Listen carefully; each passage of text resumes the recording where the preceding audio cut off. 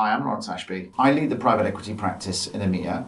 I support the pre-deal side, working with advisors, banks, funds, and potentially owner founders. And so, in other words, supporting the commercial due diligence with domain expertise, and also sometimes doing leadership due diligence on the assets that are being identified and being originated. The second part is obviously when the transaction is done.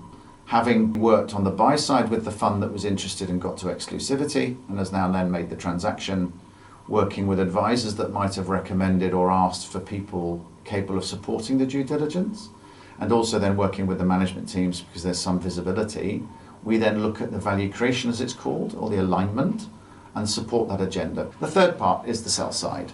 So if an asset is reaching a point of maturity where they feel that it's been held by that particular investor for a period of time, and they would then want to try and exit the asset and realise the capital to return back to their investors or the LPs, then we would support that because some management teams are not appropriate for the sell side prior to having brought the asset to the point of where it is then.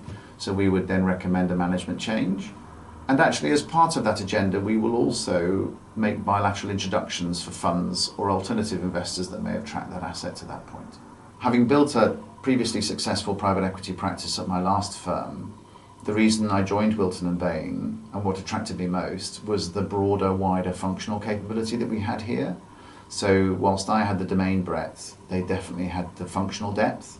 So that intersection of domain and function is really critical in the role that we play.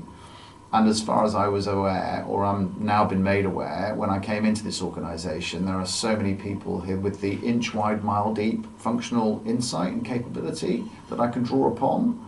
So you don't feel as though you're self-generative, which you have to be in this role anyway, but you're not expected to do it all on your own.